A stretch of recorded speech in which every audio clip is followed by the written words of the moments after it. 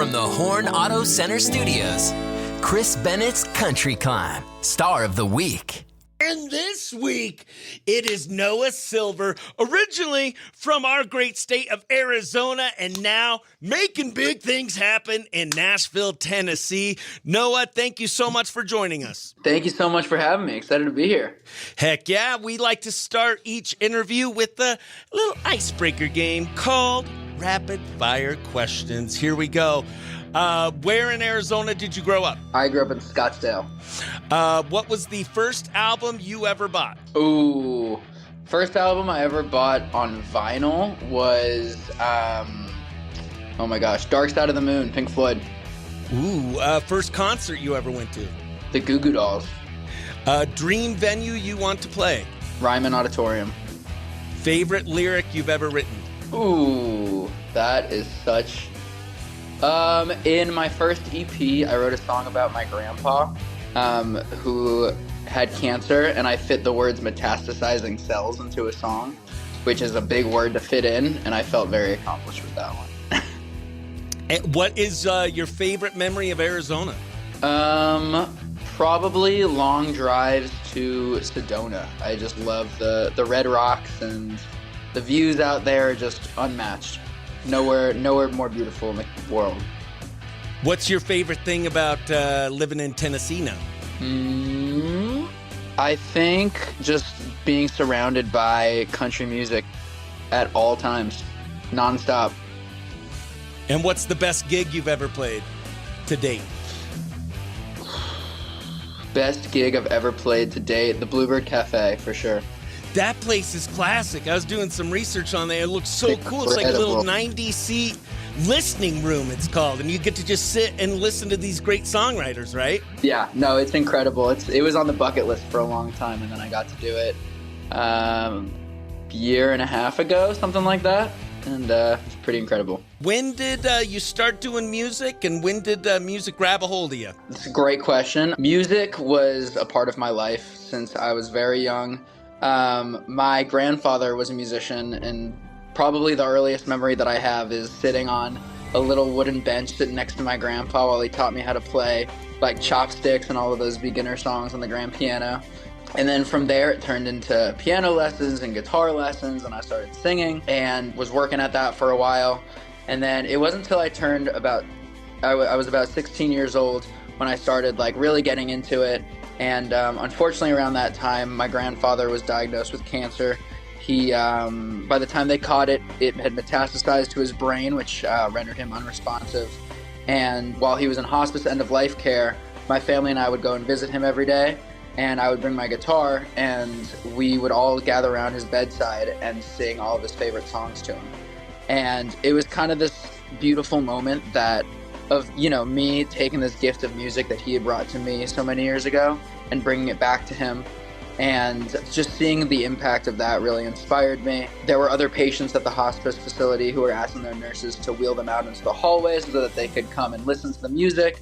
And it was just incredible.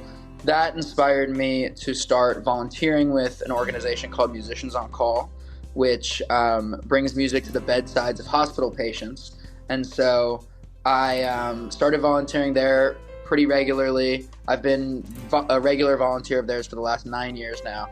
But the moment that really changed my life with music was actually the first time I was ever volunteering with them. They're bringing me around the hospital, explaining how the program works. And they brought me to the hospice section of the hospital, and they kind of explain, so the patient in here is unresponsive. He's not going to show any physical recognition that you're there with him, but we still tend to visit these rooms because music has subconscious effects, and you might have family visiting him, yada, yada, yada. So we go into this room. His son was visiting him at the time, and I had my little song list, and I gave it to his son, and he takes a look at it, and he's like, oh my gosh, you play Your Song by Elton John. That is one of my dad's all-time favorite songs. He is a huge Elton John fan. You have to play it for him. So I played this song, and his dad, the patient, he was, as they warned me, slumped back in his chair, unresponsive, eyes shut. And right when I start singing the first verse, he opens his eyes, sits up straight in his chair, and the entire time I'm playing just has a huge smile on his face. And it was this magical moment. And, you know, as the song is going on, he's kind of interacting with the nurses, with his son, and becoming more and more animated. And at the end of the song, he slowly brings his hands up and starts clapping. And it was kind of this moment that was when I really truly realized that, yeah, music is this thing that I love, and that was, you know, passed down through my family, and that's always been important to me. But it also has this really incredible power that not a lot of other things have. We are talking to our Country Climb Star of the Week, Noah Silver. We are now going to do musician questions for a musician. You ready, Noah? Let's get into it. Which artists have inspired you or influenced you the most? Ooh. So my pedestal, my top 3 all time, in no particular order: Chris Stapleton, John Mayer, Jason Isbell, hands down. And your songwriting process, do you come up with the lyrics first or the melody first? You know, it kind of depends on the song, and it's gone back and forth over the years, where for a long time it was always the lyric and then it was the melody, and then now usually it's kind of a combination of the two. I'll either come up with a lyric and then the melody will follow it, or I'll start on guitar and start humming and coming up with some sort of melody and, you know, figuring it out as I go. What has been your favorite co-writing session so far? Ooh, I would have to say my co-write with Kent Blasey. I had a couple of writes with him. He is a songwriting Hall of Famer. He wrote If Tomorrow Never Comes by Garth Brooks. He wrote Ain't Going Down Till the Sun Comes Up by Garth Brooks. He wrote Getting You Home by Chris Young. He's a legend.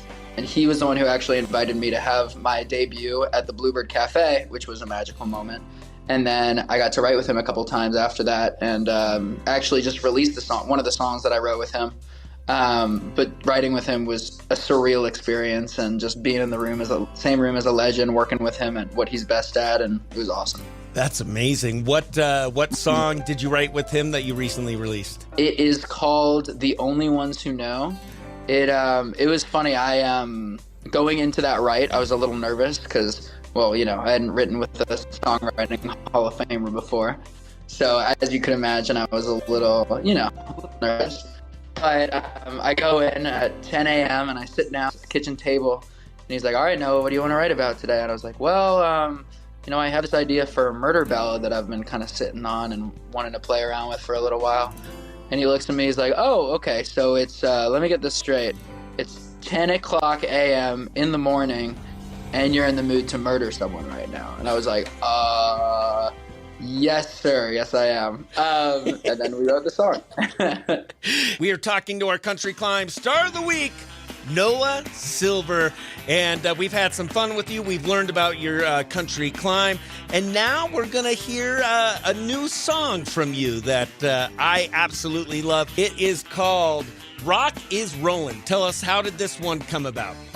So this one came from, actually, it was my first write with a guy in town named Ben Wagner, and he is an incredible songwriter in Nashville. He has some songs with like Wyatt Flores and a bunch of other guys you may have heard of, but he's a great writer in town, and he just has the best, what we songwriters like to call a hook book, where it's just a list of cool little phrases that could be worked into a song title. And so we sit down for our first write, and usually you kind of bounce some song ideas back and forth. Maybe you open the old hook book, and we're going through some. And he was like, "Rock is rolling," blah, blah. I was like, "Hang on, what?" And he was like, "My rock is rolling away." And I was like, "Oh, wait, that's going to write that." I was like, "Yeah, because like your rock can be, you know, your significant other, your grounding person, and she's leaving you. You know, so it's like a sad breakup song." And he's like, "Yeah." And then I don't remember if it was my idea or his idea to be like, "All right, this could be a really sad song, or it could be like a really banging, fun honky-tonk song." And we were like, "Yeah, 100% has to be a honky-tonk song." And we put together the biggest country band we could possibly think of. We got Janae Flink on fiddle, who is a old name in Nashville, CMA Musician of the Year 5 years in a row. And by some prayer, we got her to play on all of my songs, which was incredible. So yeah, we just have like the most all-star band you could put together in Nashville. playing on this little song that we wrote. Pretty exciting. Heck yeah, and we're going to debut it in Arizona radio for the first time on our small town station, Q Country 92.5. This is Noah Silver with his new one, Rock is Rollin' on Q Country 92.5.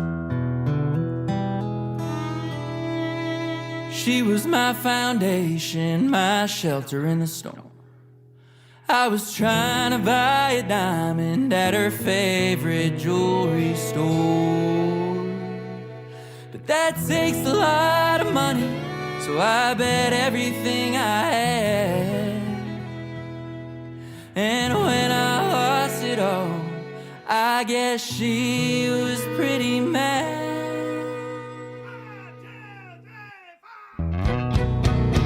So now my rock is rolling away.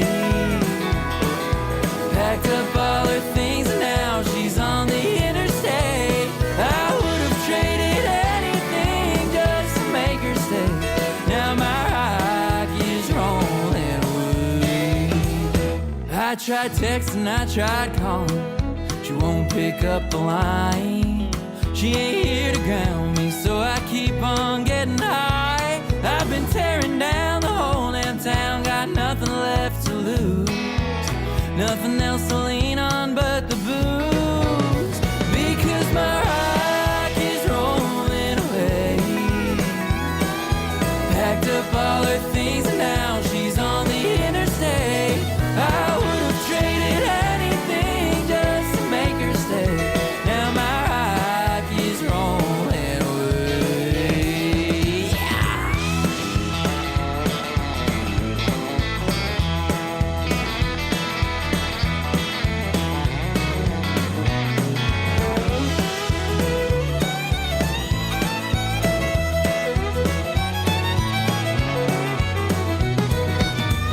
I said my rock is rolling away.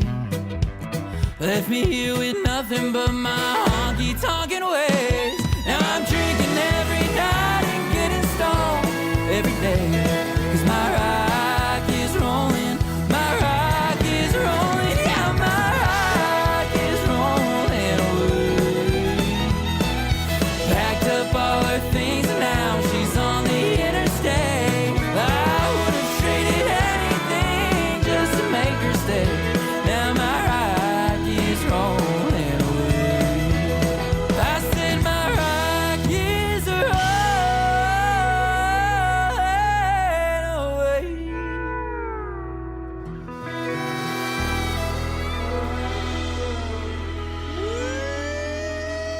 Baby, that is our Country Climb Star of the Week, Noah Silver, with his hit Rock is Rollin'. It is such a great honky-tonk tune, and man, that band killed it. Were they in the room with you when you're singing it? Have you done it with them on stage yet? Oh, wow. I would love to get the original band on a stage together. That would be correct. There are too many legends in one room. The roof might blow clean off the building. But yeah, we did have most of them in the studio together that day. We had Tim Galloway on guitar, who's just a legend. Mike King on drums, who is as grand as his name implies. Yeah, we had some dogs on that song for sure. Heck yeah, that is awesome. If you want to support Noah Silver, follow his Country Climb, follow his journey, see where he's touring. You could follow him on all socials at Noah Silver. What are some new things we can expect from you on the horizon? What should we be on the lookout, and how can we support you? Yeah, so Desert Stars Volume 1 did just come out recently, as we were talking about before. Rock is Rollin' and 3 other songs are all on that record. And Volume 2 will be coming out soon. And a little sneak peek for you, one of the second single that's going to be coming out off of that record is called Made in Arizona, and it is all about my Arizona roots and where I came from and the state that I'm proud to call home. So definitely be on the lookout for that. I got a few tour dates coming up, so just stay in touch. Check out the Instagram and the TikTok and all that good stuff, and yeah, see you on the road. All right, this has been Noah Silver, our Country Climb Star of the Week. Chris Bennett's Country Climb, Star of the Week. I am so excited to have on the phone the biggest sensation on the Morning Brew this week. It is my friend, Emmy Award-winning producer Ryan, 46 years old, and his new roommate, 21-year-old Joey, living outside the home for the first time. We talked to you guys on Monday. How's your week been? It's been great, right, Joey? Yeah, it's been awesome. Yeah, I've been teaching him about life and lessons and love, those kind of things. Yeah, and you performed at Dead Crow Comedy last night, opened up for Dan Soder. I did. It was a sold-out crowd. It was my first performing in front of a sold-out crowd for the first time at Dead Crow. That was really cool. And pretty much, I had a really good set, right, Joey? Oh, yeah, he killed.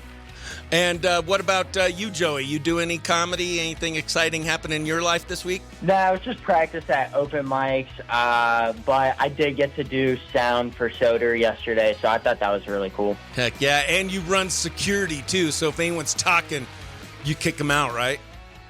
Yeah. And Yeah, last night, Joey was sitting in the production booth, doing sound for the show. And he also tries to do security. But his version of doing security was these ladies were talking in front of the booth, and he just kept going. He's not the most intimidating. No, not the most intimidating security guard. And the ladies just ignored him the whole time. We are back with 46-year-old Ryan McKee and his 21-year-old roommate, Joey, for a game called What Did Joey Learn as an Adult This Week? Joey, what did you learn about being an adult this week? Patience. This world is on fire. Yes. Living in dark? You're supposed to bring levity to the show, and so your biggest thing you learned as an adult is that the world is just burning down. Yeah, it's and somehow still spinning, man. What about just something a little less that you've learned this week? I mean, I've learned that time is key, though. I think Ryan has taught me that, and that was a very important thing. I didn't realize how much time I've actually wasted during the day. So, and Ryan, was there anything you noticed that Joey learned this week that you were impressed with? Yeah, I am teaching him to finish tasks. Whereas when you tell him to mow the lawn, you have to specify the whole lawn, not just pieces of it. Also, when you take out the recycling, put a bag back in the recycling bin. Is there a bag in the recycling bin right now, Joey? oh. Joey. And Joey, is that true? Did you mow the lawn, but you didn't mow the whole lawn? Yeah, nah, man. Listen. There was a couple butterflies. They looked pretty. So he got distracted.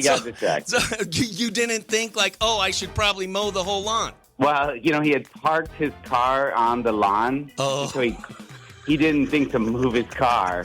So he just didn't mow that spot of the lawn. Well, it sounds like Joey learned a lot about being an adult. We are back with 46-year-old Ryan McKee and his 21-year-old roommate, Joey. And you can't even say that without laughing. It just makes me laugh. And it's I don't know if that should be how I introduce the segment all the time, but it makes me laugh. So I think that is how I should introduce it every time. But we learned what Joey learned about being an adult this week. He had a grim prognosis. The world's on fire, and it's still spinning. And what did you learn about being a kid this week? I learned that, I should say that I remembered how easily children get scared. For example, I did not spend the night at home one night. And Joey thought he heard voices in his room, so he slept on the couch. And when I came home late last night, he was on the couch sleeping, waiting for me. Is that true, Joey? Yeah, dude. It was crazy. He didn't get home on time, you know. And so when you get scared, what do you do? Go hide in your room? Do you hide under your bed? What do you do when you get scared? No, I put on a cartoon and I sleep on the couch. What are some things that you are afraid of that people might be surprised to learn? Dude, I think people don't read into squirrels as much because they're cute, but those things are absolutely terrifying. He's terrified of squirrels. Joey is so afraid of squirrels. He shot my butt dance video around downtown Wilmington, and there was a squirrel there, and he was so nervous filming it. And then afterwards, he's like, I'm not going to lie, man. I'm afraid of squirrels. Have you ever... And then I'm like, I told him, why are you afraid of squirrels? And he's like, man, if you've seen what I've seen, you'd be scared of squirrels too. Oh my gosh. Joey and Ryan, you guys are the biggest hit on the Morning Brew right now. We love you guys. Thanks for having fun with us. I hope you guys have a great weekend, and hopefully we'll touch base next week.